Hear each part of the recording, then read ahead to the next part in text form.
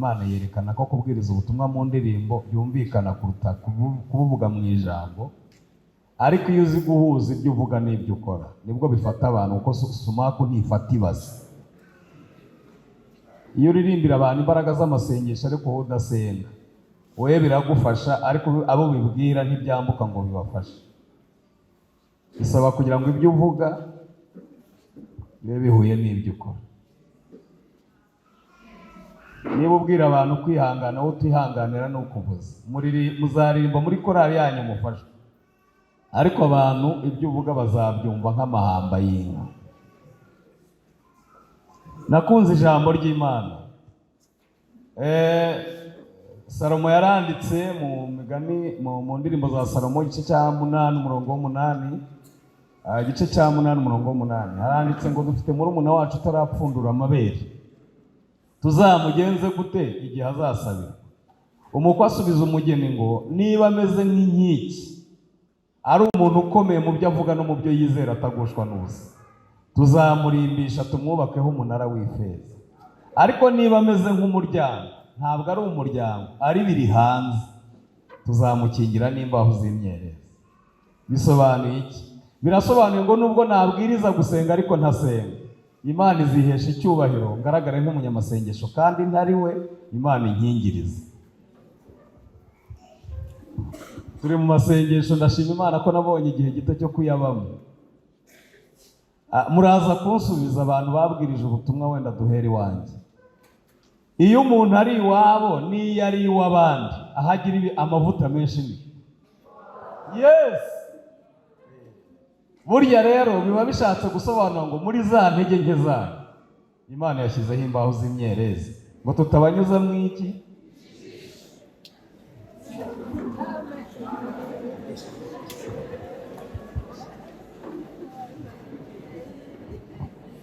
Aha, hari abantu bakunda ijambo ry'Imana nkanjye ngo bazamure haleluya. Nanjye ni amen, amen, amen. Uzasanga ibihe tugira turi ahandi, rimwe na rimwe turi iwacu tutabigira, ariko n'uburyo Imana yirwanaho ikadukingiriza ngo hatagira kumenya. Igitabo cya mbere cya Samweli igice cya 16 turasoma duhereye ku murongo wa 10 tugeze ku murongo wa 13. Dusome mu izina rya Yesu, ntabwo dutinda, turakoresha iminota mikeya. Haranditse ngo nuko Yesayi amurikira Samweli abahungu be 7, maze Samweli abwira Yesayi ati aba ni bo Uwiteka, abasi b'Uwiteka yatoranije. Muraza kumfasha munyikirize, niho murimo musoma. Samweli abaza Yesayi ati abana bawe bose naba? Aramusubiza ati hasigaye umuhererezi, ariko we aragiye ntama. Samweli abwira Yesayi ati mutumire bamuzane, kuko tutari bujye kurya ataraza. Nuko aramutumira, amujyana mu nzu. Yari umuhungu w'inzobe ufite uburanga kandi w'igikundiro. Uwiteka aravuga ati haguruka umusukeho amavuta, niwe wuwo. Samweli ahera ko yenda ihembe ry'amavuta ayamusukiraho imbere ya bakuru be. Uhereye ubwo umwuka w'Uwiteka akajya aza kuri Dawidi gute? Yazaga kuri Dawidi gute? Yazaga kuri Dawidi ate?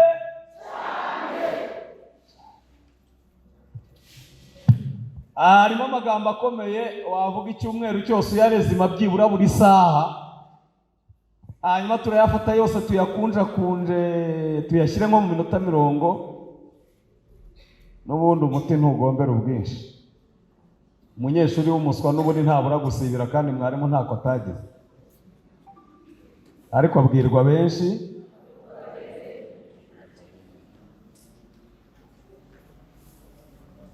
Ntago ndi buze kujya mu mateka ya Dawidi, nta mwanya mbifitiye, nta n'icyo byabamarira, ko mu rusengero habamo ibice 3. Igice cya mbere ni igice cy'Abagiriki, abantu b'abanaliste, abantu bakunda ibintu by'ubuhanga. ku buryo utavuze ibintu by'amateka ngo uvuge nka Dawidi nk'igihe yavukiye n'ibigize gute n'igihe yapfiriye n'iki, avuga ati uyu munsi twarumanze. Abo ni abagira iki? Igice cya kabiri ni abayuda, abanyedini, ba bantu uzabwira ngo Imana ikora ibitangaza, bati buhagaze gato tubwire ibyo yagukoresheje. Hakabamo n'igice cya gatatu cy'abanyamwuka bakeneye kwiyumvira iby'umwuka bwira. Abigisha b'abaswa rero bashaka guhuza ibyo byose, kandi nubwo wabwiriza imitsi ikasaduka ntabwo byakunda ko wahuza izi ncakura ebyiri ngo uzihuze n'abanyamwuka, ntibibaho.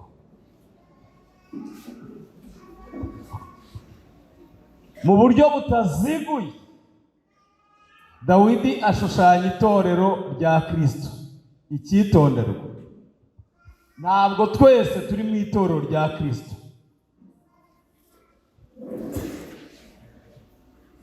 Eliyabu yari we mfura, Eliyabu ahagarariye Isirayeli, Dawidi akaba umuhererezi, hanyuma umuhererezi w'Imana n'itorero, kuko Imana igira abana batatu.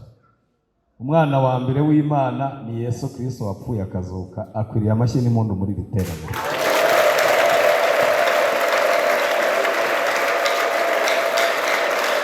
Iyo tutamugira tuba twarasuye umugabo w'igahini witwa Ngara. Isoni ziba zaradukoze, tuba twarikoreye amaboko. Ibitega byo mu miryango twavukiyemo biba byaradutoresheje amashashi, ariko turashimira umwami wacu wica imigambi y'incakura agaca inzira aho zitari.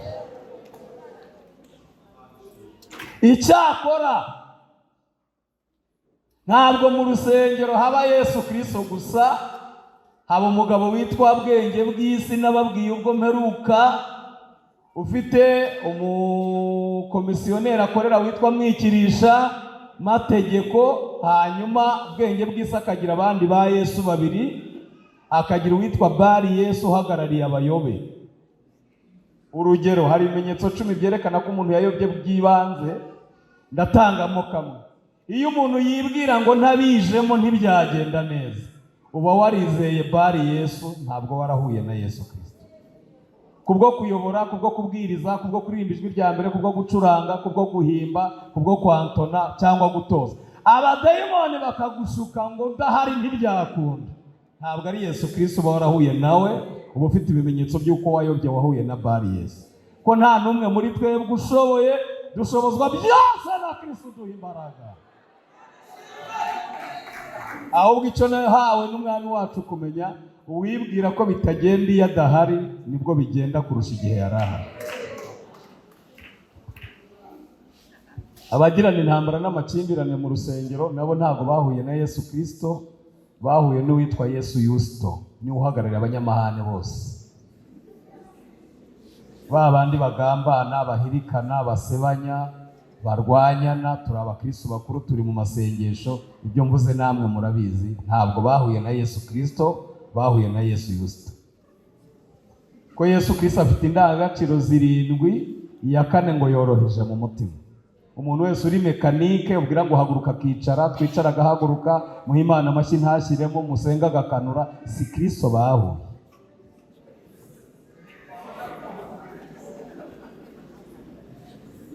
Kandi turimo ntabwo ari komedi, ni ukuri kw'ijambo ry'Imana. Kuko iyo ufite ishyaka ryo gushaka Yesu ari kuri indangare, utaratera intambwe 9 umuntu atera kugira ngo amugereho, Satani ashobora kugufatira mu ya 3 cyangwa ya 5, akagukubita Bari Yesu cyangwa akagukubita Yesu Yusto. Ikimenyetso ni uko ushobora kubwiriza ibintu, umutima ugahita ukubwira uti ntukabeshye abantu, vuga biki.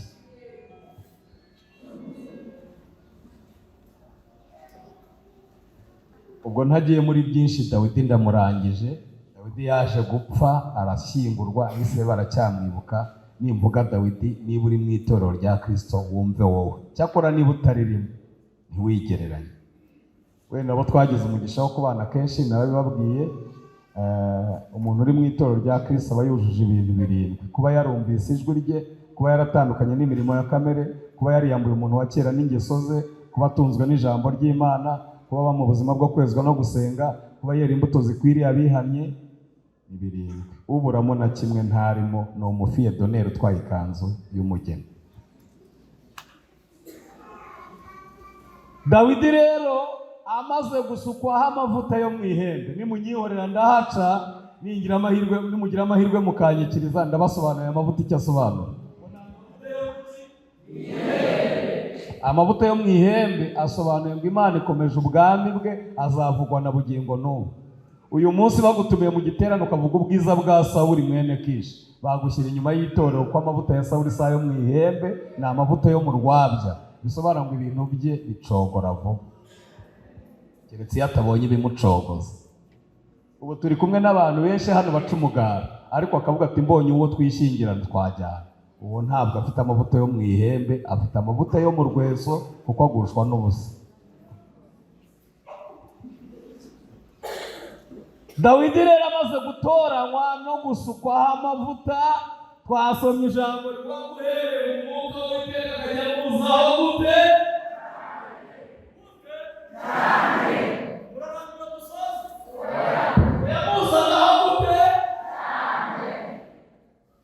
Biravuze ngo iyo yaje cyane analize zirashira, ugasigara uyoborwa n'umwuka, aho kujyanye ukabaruhuke. Ariko icyitonderwa, twigeze gusenga amasengesho y'iminsi myinshi twinginga Imana ngo tubatuze mu mwuka, tukajya tuvuga ngo umwuka wera amanutse. Ntabwo twavuga ikinyarwanda, twajya twivugira mu ndimi gusa. Ariko ntabwo Imana yamanuye umwuka ngo abantu bavuge mu ndimi. Indimi ni sinyari, ni ibimenyetso by'uko wamwakiriye. Ahubwo Imana yasutse umwuka kuri Dawidi, cyangwa yasutse umwuka mu itorero kubera iki? Impamvu ikomeye kuruta izindi ni intambara zari zimutegereje. Dawidi yarwanye intambara zidatandukanye n'izo turwana, ni intambara zigera kuri 5. Turihuta nitwe dutaha kure. Intambara ya mbere ni intambara y'intare, iyo munyihore ndahatambuka. Intambara y'iki? Yakobo yaravuze ngo Satani azerera n'intare igira ite yivuga, na Petero yabivuze, ashaka uwo. Icyitonderwa niyo twakagombye gusohorezaho, ariko kubera umwanya reka tuyitangirire. Hari abantu baba bari basirikare ba Yesu ariko bananiwe, ku buryo Satani atakwirirwa yiyizira, ku buryo ashobora gutuma ihuku, ipusi. Abasomye agatabo k'umutima w'umuntu, ipusi isobanura umujinya w'umukristo mutoya. Umukristo usanzwe ugira umujinya w'umuranduranzozi, Satani aba yaratumye ipusi. Ariko iyo uri umukristo w'umuyobozi nkanjye, cyangwa umudiyakoni nkawe, cyangwa muri komite, aba yaratumye ingwe. Ntabwo yirirwa Satani ntiyakwirirwa aza, kuko atumye ihuku yamuzana. Injangwe, ipusi biterwa n'agace.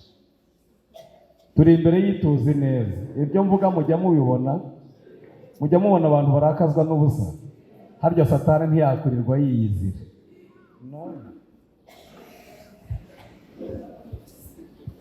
Abantu b'incakura, abantu b'indyarya, ku buryo kuvuga yarangiza akanakubwira Yesu ashimwe kandi yakwiriweho. Satani aho niyirirwa haza ahatuma inzoka. Inzoka ni uburyarya. Ba bantu tubwira ngo muhaguruke bakicara, mukomere Imana amashyi navugaga ntibayakome. Satani ntiyakora urugendo rwo kukwirukaho nturi ku rwego rwe, atuma akanyamasyo.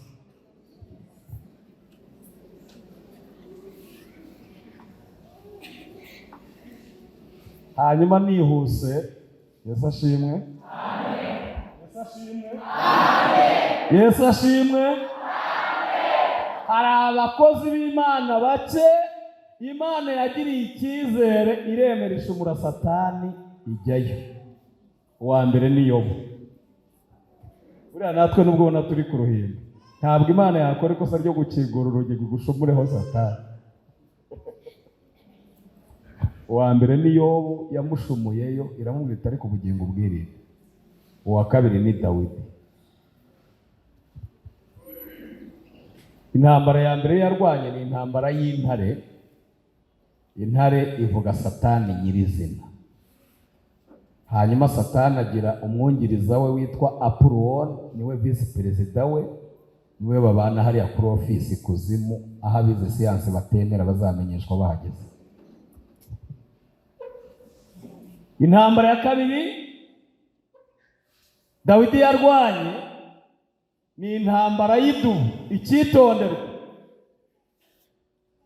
muri izi ntambara zose byasabaga Dawidi gutwara intwaro nyinshi, kuko intwaro zanesheje intare ntabwo zinesha iki. Ushobora gutsinda intare ariko idubu ikagira gute? By'umwihariko idubu ihagarariye ibintu byinshi, ntushobora kuyirwanya ufite intwaro nkeya. Icya mbere, idubu isobanura ubwibone, kubera ko ngo izi kwiruka cyane. Ngo yibwira ko yibye ibyana byayo, nubwo waba ubigejeje i Kampala, aho izakangukira izakwirukaho ugire gute? Igufata. Abatsinzwe n'idubu rero ntibashobora gusohoka bazemba, ntibashobora kujya kubwiriza bagize gute? Ati dushingiye aho twabwirije ryari birongera bigire gute?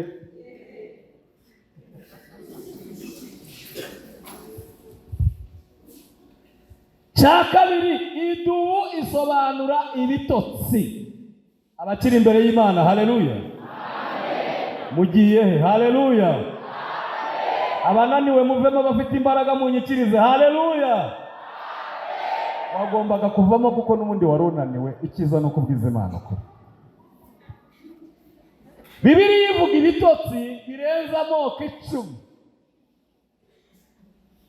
kandi Yesu yavuze ko ibi bitotsi azajya kugaruka byararenze abakobwa b'abapfu, byarafashe n'abaki n'abanyabwenge bose baragize bato. Idubu irasinzira kugeza ku rwego nubwo wayivugiriza inzogera mu matwi idashobora kugira gute.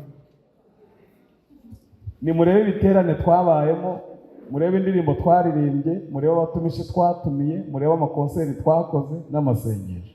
Twakagombye kuba tugifite abantu bashyirwa inyuma y'itorero, ariko nta kindi cyabiteye, ni ukuneshwa n'idubu abantu bakagira iki. Ndatanga urugero rumwe rw'ibitotsi hanyuma ntambuka. Ibitotsi bya Aburahamu cyagiye harinze inkongoro, byari ibitotsi bitewe n'uko yakijwe mbere y'indege, amaze iminsi mu murimo. Ngo bigeze ku kirere baratangira bati orohasha natwe niko twaje. Cyo ugabanya guhinda nk'imvura yo mu kwa kabiri. Ibyatuzimije nawe bizagira gute? Ngibyo ibitotsi bya Aburahamu bitewe n'iminsi umuntu amaze hehe mu rusengero ataragendanye n'Imana. Ibitotsi bya Aburahamu rero bitandukanye n'ibya Eliya, kubera ko Eliya we yasinzirijwe n'urukomatane rw'ibibazo. Inzara yo kwa wa mupfakazi ntiyaherukaga kurya, yiriwe abereye maso igicaniro umunsi wose kugeza ku gicamunsi. Abahanuzi b'Abayali n'Abashera barwanye, urwandiko rwa Yezebeli ruramwirukankanye. Urwo ruhurirane rw'ibibazo magana ibibazo ngo rumutera gusinzira munsi y'igiti cy'iki. Bivuze ngo twese twarasinziriye, ariko ntiwakangura umwe ngo ukangure n'undi, kuko ubwoko bw'ibitotsi dufite ntabwo ari bumwe, kubera gutsindwa n'idubu. Cya gatatu, idubu isobanura ivutu, inda nini, ku buryo umuntu atekereza amasengesho yo kwiyiriza ubusa umutima ukamujya mu mutwe ati ye baba we noneho ndahwana we mwazaretse se basi tugakora nayibira ati ho yagenza haza kuyasoza. Iyo nkoze amasengesho igifu gihita kizamuka kikandira mu bitugu. Yatsinzwe n'idubu byagize gute? Yararangiye. Yesu yavuze ngo iki? Yaravuze ngo hari dayimoni utatsindisha amakora kiretse kwiyiriza ubusa no kugira gute. Ariko iyo idubu yakunesheje iguca ku masengesho ayo ariyo yose, cyane cyane ajyanye no kwiyiriza iki. Hanyuma idubu ikagira igisobanuro kivuga ngo Imana nta kipfa n'iki.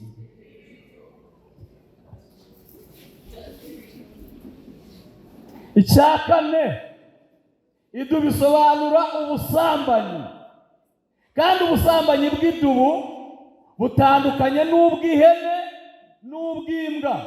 Ubusambanyi bw'ihene buvuga irari, ubusambanyi bw'imbwa bukavuga ubusambanyi ugirana n'umuntu, ariko ubusambanyi bw'idubu ntacyo bucaho. ingurube yemereye irayurira, imbwa yemereye irayurira. Idubu si ngombwa cyene wabo, ikiyemereye cyose ikijya hejuru.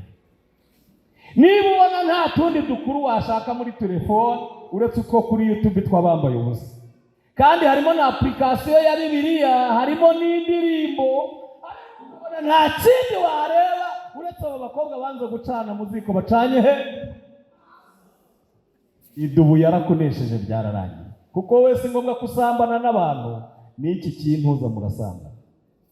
Ubwo mvuze ibivugika, hari izindi filime hirya hariya ziri ku mbuga nkoranyambaga zirenze 80 ku isi, aho abantu basambana bagakora igikorwa cy'abashakanye bakakirangiza bazanye cameraman abakamera n'abarikodinga bagahita baboherereza. Ukazabona abantu barabwiriza baranezerewe ugategereza ko buzura umwuka wera ugaheba, kubera ko idubu ryarabatsinze, umwuka ntiwaza muri uwo mwanda. Umwuka w'Iteka amaze kuza kuri Dawidi cyane, n'idubu yararitsinze, nawe utsinde mu izina rya Yesu. Hanyuma intambara ya gatatu ni intambara ya Goliyati. Goliyati asobanura ibintu bitatu. Icya mbere, Goliyati asobanura ibigusumba. Uretse imyibyo n'ubwiyemezi, abantu mwese ibintu byarabasumbye murabizi. Duhere iwacu mu bagabo, ku buryo umugore akubaza ibishyimbo akakubaza akawunga mu gihe utaragashaka, amavuta yo gutekashanya n'ayo kwisiga. Hanyuma mu gihe utarabishaka, mesaje ivuye ku ishuri ry'umwana bati kandi turenda gukora ibizamini, minerivare ntirarangira, bikiraha icyiciro barizwamo bati dukeneye itike n'iniforume. Mbese bakakubaza kugira ku rwego wumva wajya utaha saa 5 nk'umumotari wabuze verisoma ngo byibura uhagere bagize bati, kubera ko byose byamaze kugira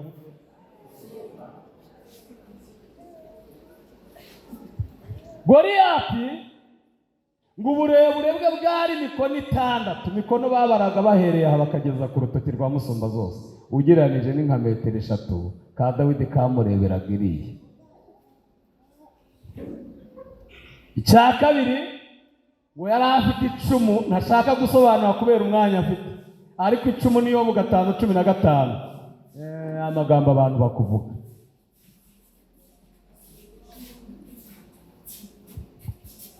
Icya gatatu, ngo yakennye Dawidi mu izina ry'Imana ze. Hanyuma intambara ya Goliyati isobanura ngo ni ibintu byose byasimbuye Imana muri wowe. Igihe cyose udashyize Imana imbere, ukayisimbuza amafaranga, ukayisimbuza iby'isi, ukayisimbuza umubiri wawe, ukayisimbuza umugore n'abana, Goliyati aba yaragutsinze. Ariko tsinda Goliyati mu izina rya Yesu. Intambara ya kane ni intambara y'ibigirwamana. Aha sinshaka kuhatinda n'ubundi nari mpavuye. Intambara ya gatanu ni intambara ya Sawuli asobanura ibintu byinshi, ariko muri uyu mwanya Sawuli asobanuye imihango y'idini. Imihango y'idini ni iki? Ni imyizerere n'imikorere n'imikoranire ukorana n'abandi mu rusengero, ariko itakubuza gukora ibyaha. Uba waratsinzwe na Sawuli n'icumu rye. Hanyuma umwuka w'Uwiteka yamushoboje izi ntambara zose kuzitsinda. Ari iya mbere, ari iya kabiri, ari iya gatatu, ari iya kane, Dawidi yatabarutse neza, zose arazitsinda. Satani ngo amutega ryari? Ikindi gihe. Hari ako naciyeho mu idubu kitwa amakuba n'ibyago. Amakuba n'ibyago ku mukiranutsi, nanone kari mu gice cy'idubu. Ariko igihe cyarageze, amakuba n'ibyago birarangira, Dawidi arasubizwa.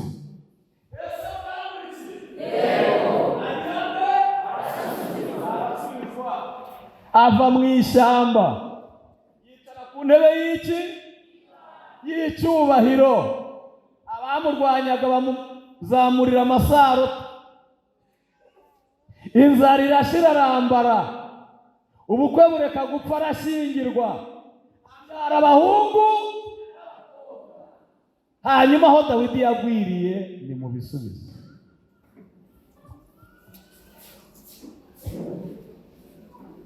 uwanyumvise anyikirize, Dawidi yaguye hehe? Hanyuma abarundi baravuze ngo bavugayo abandi bakayicara. Wowe waguye he? Iyo umuntu yamaze kugwa mu bisubizo ari umugabo, abona ngo kubana n'umugore umwe ari ubukoroni. Kuko hanze haba hari abana bafite uburanga burenze burangaza abana bakeya, abana b'ibyuki, abana b'ibyuki. Iyo umuntu yamaze kugwa mu bisubizo, umuhamagara kuza muri korari, mu rusengero. Uraterega muri iyi minsi ndatwite sinyigeraho abantu bariyo mpageze bancura umwuka. Ukamubaza atari abo mu rusengero n'abo mu isoko benshi nabaye kutareka kujya gucuruza. Iyo umuntu yamaze kugwa mu bisubizo ari umunyamasengesho, asigara ku iterero ryo ku cyumweru, ahandi akaza aje nk'umwana w'umwigi. Urabubwira tuzaza ku manywa ati mba ndi mu kazi, utubuza y'uburyo akamaye umunsi uzapfa kuza nijoro ati ngera mu rugo ngize nte. Igihe abami batabariraga rero, Dawidi ngo yisigara i Yerusalemu aryamye, aho azabyukira ngo agenda mu rurembo rwe rwa Siyoni. Babaga batuye hejuru kandi abajepe b'umwami batuye hafi aho, ni naho Uriya yari atuye. Ngo arangije ararunguruka rero, abona umugore utagira dushe no kwiha agaciro nk'abakozi b'Imana bagabura ibyayo. Ngo arangije ahamagara umugaragu ati uriya mugore uramuzi? Ngo aramubwira ati ndamuzi, ni muka Uriya, kandi niba hari ibyo wamubaza rwose burya amagambo avuga ntabwo agarukira mu mutima, agarukira ku munwa. Nta nubwo yanavuga ati kwa Jina, waba worose wagiraga gute? Hari indirimbo bakubise barayijujubya ya korari yo mu Butete yavuga ngo mwicare mbaganirize, tuganire ku by'uru rugendo, abari imbere basubiye inyuma, abari inyuma bagiye imbere. Mise nyibagirwa mukomerezaho nari ngeze, numvise rimwe mwarepese.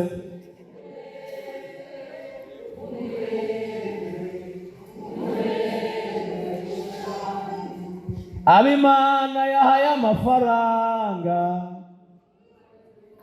niyo bari gushora bakajya gusinda. Abimana yahaye amazu menshi bari kuyazaniramo inshoreke bagahemuka. Dawidi atsinze intare. Kandi kubera ko tubivugana n'abantu nyine batagiye no muri pariki, iyo tuvuze intare bagira ngo ni urukwavu. Mugabo umwe yatuganirije ukuntu bagiye muri Kenya gusura ahantu bororeraga intare, noneho ngo bahahurira n'abazungu baza kuzifotora. Umuzungu yurira udani ngo azibone neza, iramutirisha ahita agwamo. Ngo bagiye gutabara basanga hasigaye ibirenge. Ngo Dawidi yatsinze intare, ukumva ni ibintu biri aho bisa. Idubu y'igisore ngo igira ibiro 750, kandi guhaye umwitangirizwa ukagera ku mupaka w'u Rwanda ujya Uganda, igahita ihaguruka yagufata utaramara kilometero. Ibintu biri aho ngo ni umutumisho waje ngo twumvise ubutumwa ngo turaririmba birangira. Iyo tubona wapfa kwitsinda. Kandi ubwo nyine mba ndi mu mwuka w'ubuhanuzi, uretse ko mba ndi umuhanuzi ukuze, ibyo mba nahishuriwe niba byaratsinze abantu hano.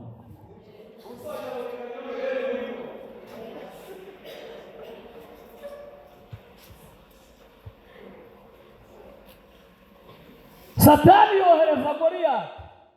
Sinabonye uburyo bwo kuba strategy yarwanishagamo buri kimwe. Kurwanya Goliyati bisaba kugira kwizera ku musumba, nayo ikiri muri munsi arakunesha. Kabiri bisaba kuba ufite ibuye, isengesho. Gatatu umugezi, ibihe. Kane umugozi, umuhumetso, kwizera. Udafite uburamo na kimwe, Goliyati ntiwamunesha. Sawuli yaramukurikiye no mu butayu bwa Enigedi, kugera ku rwego museka ati ukurikiye intumbi y'imbwa n'imbaraga. Sawuli imihango y'idini, udafite umwuka mwinshi, imbaraga nyinshi, ntiwayitsinda. Tuba turi muri rusange, hari ibyo tutavuga kuko na Yesu ajya atubwira ati hari ibintu ushaka kuvugana namwe bikomeye, muze mwenyine. Satani ngo aramushakisha aramubura, aravuga ngo nzamutega iby'Imana yavuganye nawe byageze gute. byasahuye. Atangiye kwambara buri wese akabona n'ibyo yambariye. Atangiye kuvuga ati icyayi ntabwo cyanyura, reka ashyireho n'akantu. Zamutega iby'Imana yavuze byagize gute. Barasambana, amwohereza mu rugo, atumira umugabo aramwica. Itegeko ry'Imana rivuga ko umuntu abaho ku mugore we cyangwa ku mugabo umugabo akiriho. Arangije ahita bitagatifuza bisiga irangiye, hanyuma ahamagara umugore barasezerana mu rusengero. Reka tubyite iby'ubuni bw'umuntu n'umwana mu mwuka yabyumva, batumira amakorari. Korari ya mbere iti batambutse neza, namwe murabireba. Naho abagenda nijoro bagenda bububa, kandi ubukwe bwarangiye ryari. Isigaye ati ubukwe bw'umwami turaririmbira iki? Batuye umwami yagize ate? Yatahirije. Nimuhambira bose bagize gute? Basenati bahesheje Imana iki? Icyubahiro mu bakomera iki? Abahana seretifika. Naho ubukwe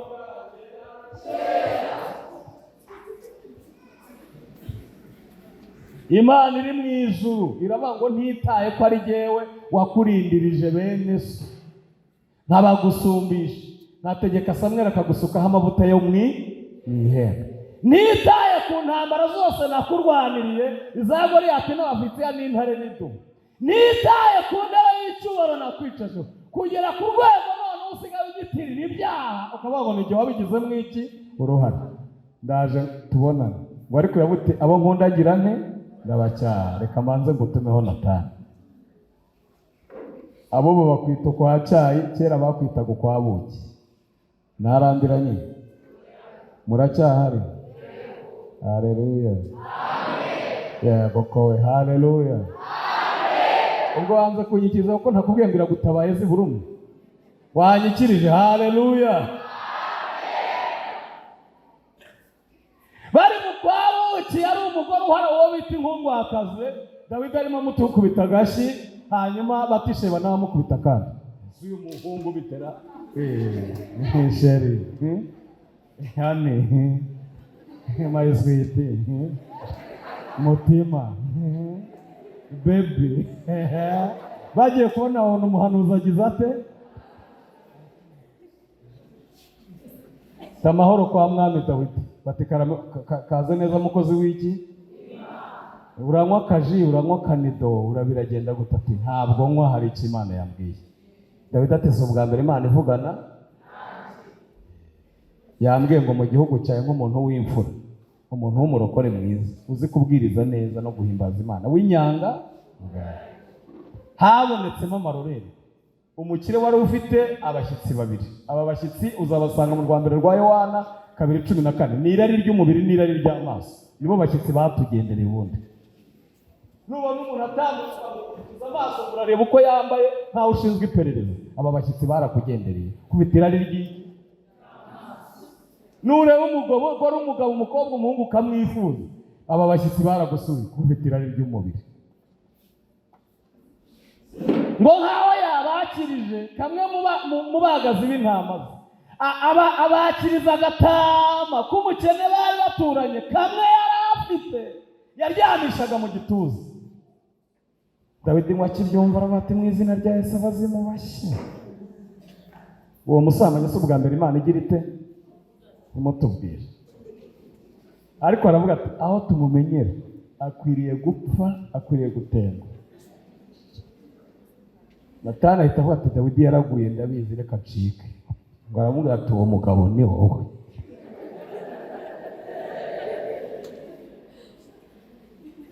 Ageze aho yamwirukanka nakiruka, kandi umwami ntari kugerekana Natani. Ngo aravuga ati ibuka ahantu Imana yagukuye n'imihigo wahize utarazi i Kigali. Ibuka ibintu Imana yagukoreye n'akazi yaguhaye n'abana n'uburyo ubukwe bwawe bwari bupfuye n'abadayimoni Imana yakurinze ikakugeza kuri uru rwego, ukaba waragagaye warahoromye nk'umuhoro waraye hanze.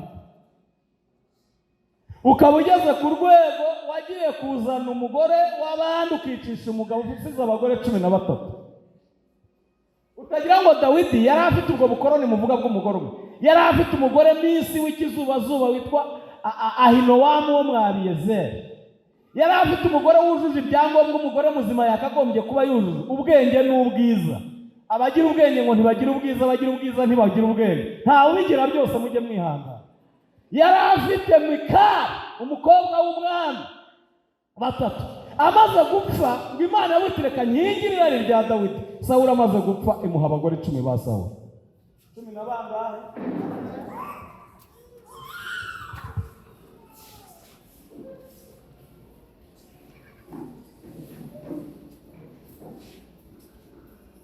Mu bintu byatumye Imana yita Dawidi ko ibonye umuntu umeze nk'uko Imana ishaka, harimo kumva Imana akamenya ko ari ivuze kandi akayicira.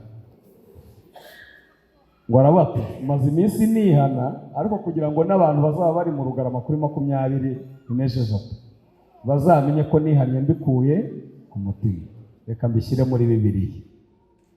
Ubu n'umuntu wese wigira umubatizo azi ko igihangange Dawidi cyahemukiye Imana kigasambana gisize amakuru. Ageze ku murongo w'8 muri Zaburi ya 51 ngo abwira Imana ngo Mana, ndakumenye ntukunda ibintu by'amagambo gusa, ukunda ukuri kwa hehe. Kandi we yari yagurutse kera batatantera icumu, ndamuzi buri bwo yamaze kugwa ntacyo atakora. Imana yamubwira ngo subirayo umubwire ngo Imana igukuyeho icyaha cyawe, nturi bupfe, ariko ntago yakwibuza kugukubita ibishari 3. Abakiri imbere y'Imana mugire gutya. Ibishari bingahe? Igishari cya mbere. Hari abantu birirwa bababwira ngo nimugwa muzabyuka, bizaterwa n'umukoco uguyemo.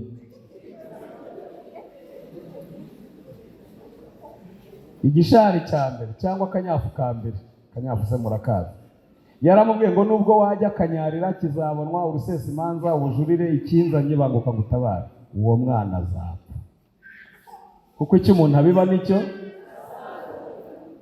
Birashoboka ko Imana yakugarura nk'umushimu ukuwe mu muriro, ariko byanze bikunze hari ibintu bizapfa mu buzima bwawe, hari amateka yawe azibagira.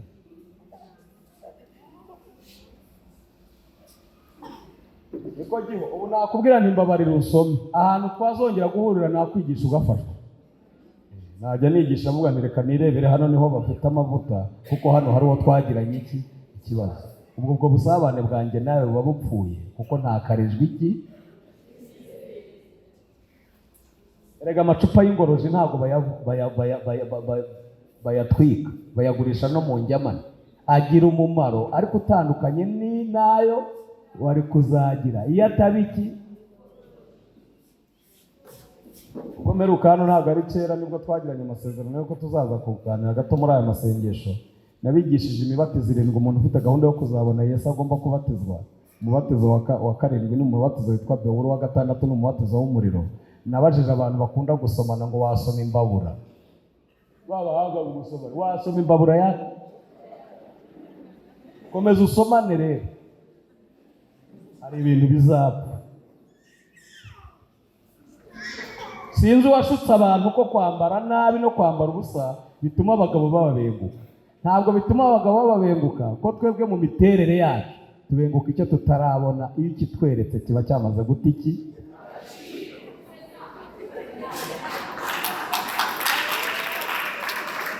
Biyanze bikunze bizagira iki? Ingaruka. Ngo nzagenda ngo nishingire ngo nzaba ngaruka ngo banyakire ngo mbona na runaka yaragarutse baramwakira ngo arimbo no muri korali. Byanze bikunze uwo mwana azagira ati nubwo wasenga, nubwo wasirimba,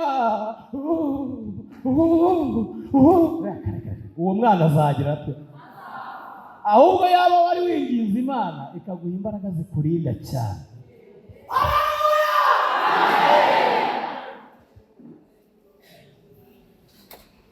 Icya kabiri, abagihari bavuga amen. Zishizemo reka turekera. Muracyari imbere y'Imana, noneho mutere haleluya mu izina rya Yesu. Nanjye ni amen. Ingaruka ya kabiri, icyitonderwa kandi imbabazi Imana yagize ite? Yazimuhaye. Yabwiye Natani tusubirayo mubwire ko iguhaye iki, ariko ingaruka zo ntizivuyeho. Ingaruka ya kabiri iramubwira ngo kuko wahaye abanzi b'Uwiteka urwitwazo runini rwo kugira gute? Komantere biblique ivuga ngo ubwo Dawidi yari ari hejuru ya Mukawuriye,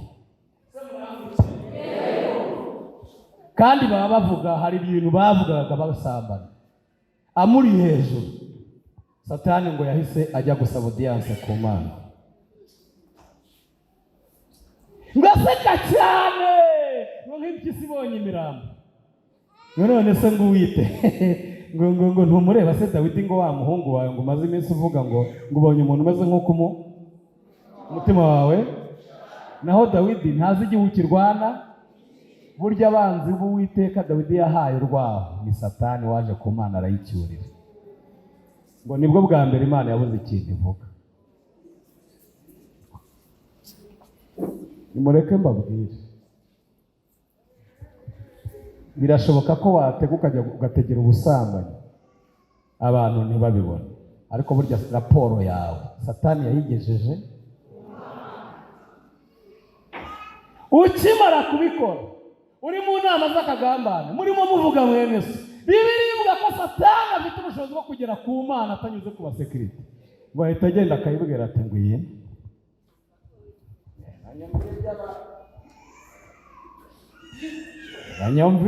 nanyumvire by'abarokore bawe barimo. Abasibo bari mu mudihe ejo bundi barimo basirimba urusengero rwenda gusandara, ndebera uko basa, ndebera uko bisiga, ndebera uko bambaye. Ibi bintu uko byari by'abajyama n'abaniga banjye, abana bawe baje wanjye gute? Ikintu cyose ukora kigatera abantu kugushidikanyaho, bakavuga ngo aho gukizwa nkayo twabireka, kiba giteye gusuzugura Imana no kuyisuzugura. Kandi icyo ntikigira igitambo, ntikigira impongano, Imana iraguhana byanze biko. Yewe Imana yarambwiye ngo ntabwo nzaka abantu ibyo nababwiye, ntabwo ndi Imana y'intambira kibi, ariko bazankenera abakobwa babo bagumiwe, babuza abakwe, babuza abakazana, bababyariye mu rugo gatatu, nibwo bazibuka yuko bigeze kuntera iki. Sinkunda kuvuga ngo mubwire nta mwanya mbifitiye, n'ubu ndashaka gusoza, ariko mumbwire ngo ntibiba birangiriye aho. Umuntu mwicaye niba ntacyo mupfa, mubwire ngo ntibiba bishiriye aho.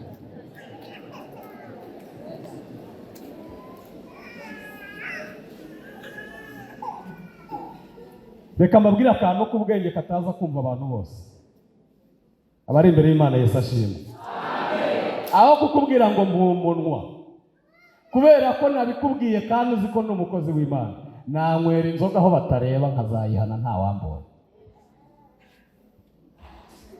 kuko nta cyizere mfite yuko wowe nimba ukubwira utaza kubibwira n'abandi, kandi umubwira uti ntuzabivuge wowe se ko bikunaniye.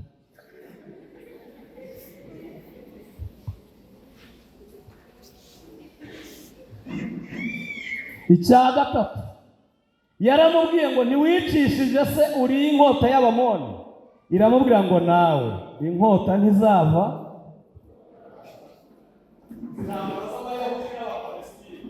Nta kindi cyabiteye, ni inkota ya Uriya yica Abamoni. Utanyikiriza atahe, kuko icyo umuntu abiba ari cyo. Nubona ukuntu utuka umugore wawe abana bumva, uzagira ingorane zo kugira abakwe babi, kuko abana bawe bazasuzugura abakwe cyangwa basuzugura abakazana. Mugiriye inama wajya umuhana mwicuye, abana batazi ibyo ari byo.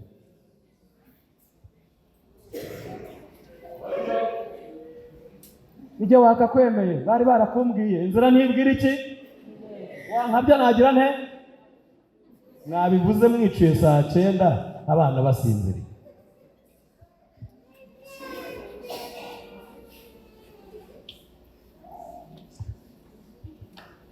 Dusenge.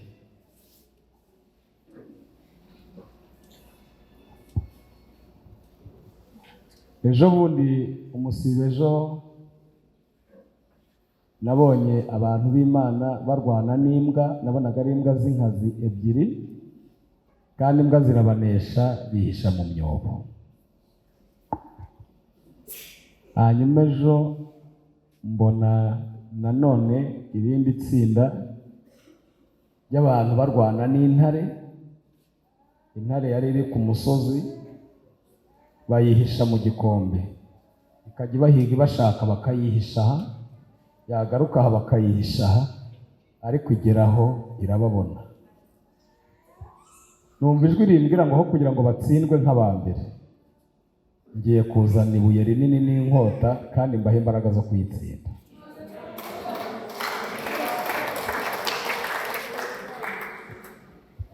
Nagiye kubona mbona umwe muri bo nako nige ahawe ibuye ry'isarabwayi rifite igipeseri kingana n'iki, yuzura imbaraga zikomeye, ahita kubita ya ntare, iragenda ikubita akabuno hasi, ariko kuko ibuye ryari ryatakaye irongerera mugarukana. Imugarukanye isanga yamaze kubona ya nkota. Nabonye umuntu ucanga inkota nka b'Abayapani n'Abashinwa bacanga inkota muri filime. Acanga inkota arwanya intare kugera ayitsinze. Imana irambwira ngo uzambwirire abantu banjye ko bazanyemerera bakihana ibyaha bagatandukana n'ibibi. Ngiye gusuka imbaraga zidasanzwe aho kugira ngo abantu bazatsindwe bose.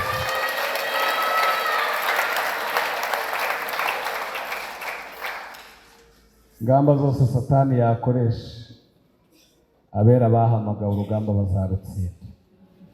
Ndanezerewe kandi ndafashije. Haleluya! Yesu yavuze ngo iki 21 Luka 12. Yavuze ngo muzangwa n'amahanga yose. Amahanga ni abanyabyaha batarakiza. Aravuga ngo muzagambanirwa na bene so. Abaswahili babyita ngo ni wao kwa wao, intambara yo mu rusengero n'intambara yo mu nzu imbere. Gatatu, aravuga ngo muzakubitirwa mu masinagogi. Inkoni zo mu masinagogi sinazivugira mu rusengero, tugeretse turi mu cyumba. Aravuga ngo bazabashyira abami n'abategeka, bazabajyana no mu nkiko. Ariko ntimuhagarike imitima yo gushaka ibyo muzavuga. Nzabaha ururimi, mbahe n'ubwenge, iby'abanzi banyu batazabasha gutsinda no kuvuguruza. Kandi nta n'agasatsi na kamwe kazava ku mitwe yanyu ngo gatakare hasi. Yesu ari Imana yahamagaye abo yaronse mu bise by'amaraso. Bazatsinda intare, bazatsinda idubu, bazatsinda Goliyati, bazatsinda Sawuli, bazatsinda n'umurengwe. Ababyakiriye bazamure haleluya mu izina rya Yesu. Nimusoma urwandiko rwa kabiri rw'Abatesalonike igice cya 2 umurongo wa 4, haranditse ngo uko n'amayoberane ye n'ubu yatangiye gukora, ngo ariko ntashobora gukora ku mugaragaro kiretse uyabuza kuweho. Iyo mutarangara mbabwiye ikindi tugasenga. Abatarangaye mu Imana icyubahiro. Muvuge amen atwumve. Muvuge amen. Muvuge amen. Muvuge amen. Ntabwo Satani arwanya korale Ebenezeri, harya ngo ni? Ntabwo Satani arwanya isezerano. Satani ntarwanya abatoni, Satani ntarwanya Loti, Satani ntarwanya pasiteri, Satani ntarwanya ADP, Satani ntarwanya urugo rwawe. Rumugize gute? Satani arwana n'umwanzi umwe.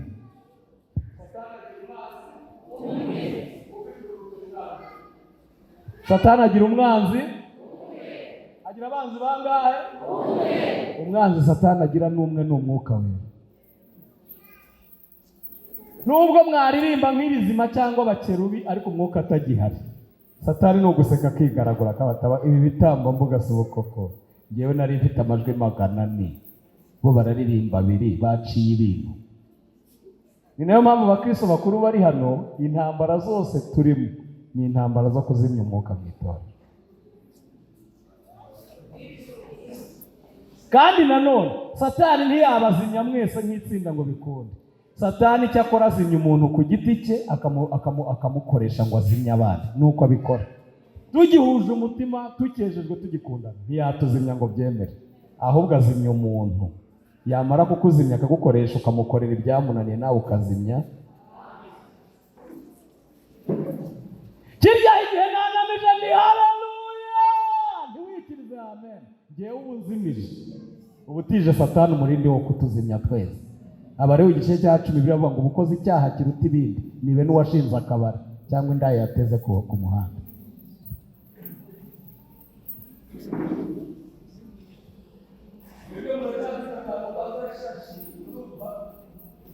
Ariko ubundi ahandi hajyaga ariko izi haleluya zose koko izi haleluya zije kugira gute?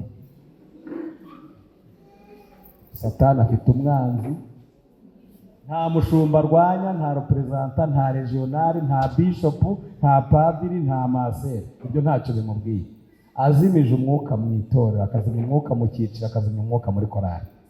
Intego ye abayigeze. Inama kuri uwo munsi saa 9 z'ijoro imara isaha, araserebura n'abadayimoni n'abazimu na puroni bose. Kandi yamaze kuzimu, uramuzi utese ko mbere wajyaga winjira mu rusengero ukahita umera nk'indege yenda guhaguruka, byagenze ngo yagurupfa. Gukera ngo nari umwana rero burya ngo nari umuntu ngo w'umwana, ubu se wabaye iki? Yohana yaravuze ngo bakundwa turi abana, ubu wabaye iki? Sigaye uri umukozi wo mu rugo, sigaye uri rwese amatongo.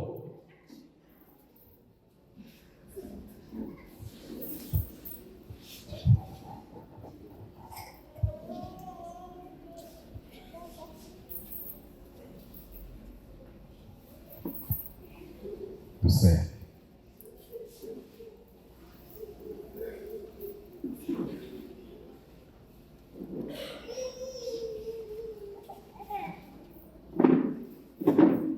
Igitero cya 5 cy'indirimbo y'umunani mu ndirimbo z'agakiza zo gushimisha kiravuga ngo none mu mutima wawe umwimike reka neshatse mbe ibyo byaha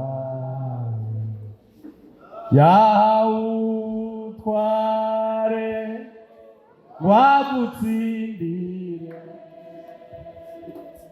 wamubisha wawe yawe yawutware wagutsindire wamubisha wawe. Ngiye gufata iminota 5 yo gusenga, kandi turimo dusenga nta muntu usigara yicaye. Mbabwira uko dusenga mwe muretse guhaguruka. Umuntu kwiyiriza ubusa byananiye yarajyaga bikora atarwaye nta n'izindi mpamvu. Yatsinzwe n'idubu. Wacogojwe n'ibigerageza agatakaza ibyiringiro akareka gusenga yaneshejwe n'idubu. Uwasambanye, wasomanye n'uwikinishije, waciye inyuma umugabo n'uwatendetse n'uwishingiye n'ubifite mu mutima yaneshejwe n'idubu. Uwanyweye inzoga, uwanyweye ibisa nazo, uwanyweye ubushera bwabaye ikigage n'umutobe wabaye urwagwa yatsinzwe n'idubu. Uwasimbuje Imana ibindi bintu, akazi n'amafaranga n'umubiri we yaneshejwe n'ibigirwamana bya Goliyati. Utagifashwa, utagihishurirwa, utagisenga abandi basenga agacatinga yishwe n'icumu rya Sawuli. Ugambanira abandi akabavuga nabi ntatinye gutanga ibitekerezo ku nkuru mbi babavugaho atanabifitiye amakuru ahagije nawe yatsinzwe n'icumu rya Sawuli. Abaguye mu bisubizo bakareka gusenga no gukorera Imana nk'uko bayikoreraga baneshejwe n'umurengwe. Imana irashaka kweza itorero ikaritunganya ikaryishyira rifite ubwiza ridafite ikizinga cyangwa umunkanyari. Kandi Imana irashaka gutanga imbaraga zidasanzwe. Wenda abashyitsi bacu ntibaza amakuru ariko basanga bayamenya kurusha, nubwo utabonetse iminsi yose cyangwa se wabisoza ukabishyira no mu makoperative ukageza ari gukora ari yanyu yapanzwe. Icyo ni ikindi tutabona umwanya wo kuvugira mu rusengero. Imana yarambwiye ngo uyu muntu atakijya mu masengesho n'amateraniro kuko hari akajyayo uko korali yabo yapanzwe. Ntabwo ku Mana iyo ngiyo ikiri korali iba yarabaye kampani yikorera ku giti cyayo. Bishoboka ko pasiteri nabo bakorana bagira abaririmbyi benshi, ko batabona umwanya icyarimwe bakayapanga muri ubwo buryo, ariko ntibisobanuye yuko utaje yapanzwe adakwiye gusenga no guterana, ko guterana no gusenga biri mu nshingano z'ibanze z'umukristo ujya mu ijuru. Imana rero ntinegurizwa izuru, kandi ikintu cyose kivuga mu mazina yacyo umuntu yakiyanika amubabarira, hanyuma atakihana, kandi aba afite icyo bita ibimenyetso byo gucirwaho iteka. Nari mfite inyigisho z'iminsi nagombaga gusoza none iwacu, nashoje ejo, hanyuma barambwira ati tubabare tukubaze. Barambwira ati igihe cyose wigishije, uwambajije yambwiye ngo igihe cyose wigishije ndatsindwa. Ndamubwira nti icyo ni ikimenyetso cy'uko utaracirwaho iteka. Kimwe mu bimenyetso by'uko utaracirwaho iteka ni uko ijambo ry'Imana riguhindisha iki? Ariko niba ugeze ku rwego byumva nk'ibintu biri aho bigaca mu gutwi kumwe bigahingukira mu kundi, icyo uba ufite ni umutima wa Akani baramurondoye kugera ku rwego bahamagara inzu ye, arangije yihana bitagikunze bamuterera amabuye mu gikombe cya Shikori, ngo kiracyariho na bugingo n'ubu. Umutima wa kabiri ni umutima wa Kayini. Imana iramubajije ngo murumuna wawe ari he? Arayisubiza ngo si ndi umurinzi wa murumuna wanjye, wanga mwene se n'umwicanyi. Imana iramubwira ngo amaraso ye ari kuntakambira ku butaka. Ariko Kayini nta mutima wamuciraga iki? Urubanza. Umutima wa gatatu ni umutima wa Yuda. Yesu yarabarondoye avuga ngo umwe muri mwe ni umugambanyi. Arangije Yuda nawe aribaraguza ngo mbese nige. Arababwira ngo musenge mukanuye, uwungambanira ngiye kumuha umugati. Arangije ngo amuha umugati, ntabwo bataga nk'uwo turya ku igaburo, bamuhaye umugati munini, arawurya arawurangiza ngo akivuga ati ntukugambana ariko ni umugome, kandi abigishwa barimo babona ko ari we. Abo twabanye hano nababwiye umukobwa watubwiye ngo tumurenganure, ngo bamubeshye aratwite, yaririmbaga ijwi rya kabiri neza. Tuzamurenganura ku wa kane abyara ku wa gatatu, arinda abyara avuga ko umutima utamucira iki? Banza. Abo nibo Yuda avuga baseseye, bagenewe kera gucirwaho itonderwa. Mupfukamye mwese, ntabwo nakuramo ibirayi cyangwa ngura umuceri uhendutse, ni ubugingo bwawe ukiza. Indirimbo z'ababatanze kuririmba muri korari baravuze ngo ubusinzi n'ubusambanyi, kuraguza no guterekera, ibyo abantu banza kubireka, ikibabaza Imana nuko babivamo bakajya kuyisenga, ngo iyo ababigumiraga n'iwabo ntibaze gukora Imana mu jisho. Muhaguruka twinginga Imana. Barya navuze ruguru baraza bapfukame hano gusenga. Yesu namaranye n'Imana afite ishuri rikomeye.